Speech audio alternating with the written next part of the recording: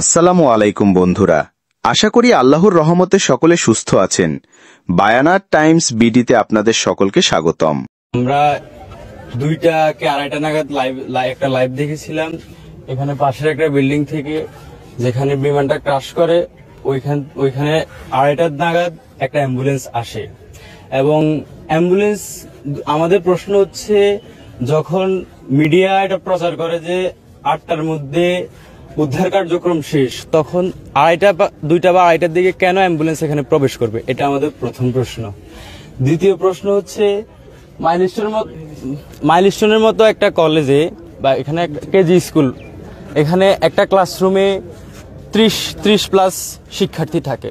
তো সরাসরি 2টা ক্লাসরুমে আঘাত হানছে বিমানটা, ঠিক আছে, যেটা ক্রাশ করছে। ওইখানে 60 জনের উপরে স্টুডেন্ট স্পট ডেড হতে পারে।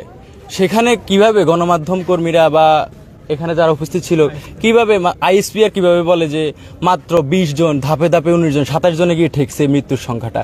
এটা কি তাদের, এই সত্যটা কি তারা কেন গোপন করছে? তারা এই মিথ্যা কথা বলার কারণ কি? স্যার, আমার এটা একটা দাবি আপনি গণমাধ্যম কর্মীর কাছে, আপনাদের যেখানে এখানে কার্যরত ছিল তাদের প্রশাসনের কাছে, এটাই আমাদের মূল কথা।